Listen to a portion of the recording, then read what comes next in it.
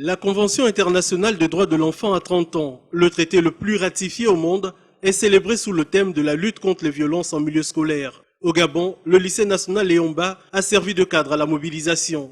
Les ministères de la Justice, celui de l'Éducation nationale et des organismes du système des Nations Unies y ont pris part. Pour l'Organisation des Nations Unies pour l'éducation, la science et la culture, les violences en milieu scolaire se déclinent sous différentes formes. En témoigne l'illustration ci-après.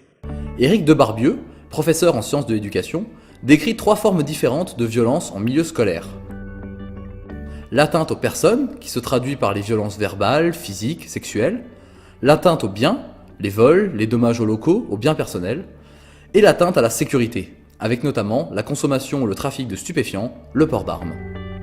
Parmi les organisations de la société civile très actives dans la protection des droits de l'enfant, l'ONG ACAD Gabon protège les enfants apatrides à travers son combat pour l'accès aux documents d'état civil pour tous. L'ONG a pu obtenir des autorités gabonaises la légalisation d'une attestation de présomption d'identité, un document intermédiaire à l'acte d'état civil. Le président de cette organisation se réjouit de la mobilisation de la communauté internationale autour du sujet.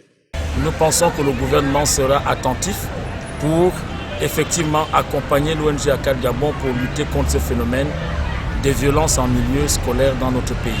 Les enfants de l'orphelinat des Sassa, à plus d'une vingtaine de kilomètres de Libreville, ont pris part aux activités de célébration des 30 ans de la Convention des droits de l'enfant. Je suis d'abord émue et très contente de savoir que le gouvernement et l'État gabonais s'intéressent sur les violences faites aux enfants.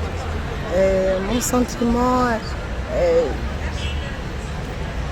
je ressens la joie, l'amour. Les solutions aux violences en milieu scolaire font l'objet des travaux d'un groupe de chercheurs de l'Université Omar Bongo. Les agressions physiques entre élèves ou groupes d'apprenants d'établissements scolaires différents sont les plus récurrents dans les grandes villes du pays.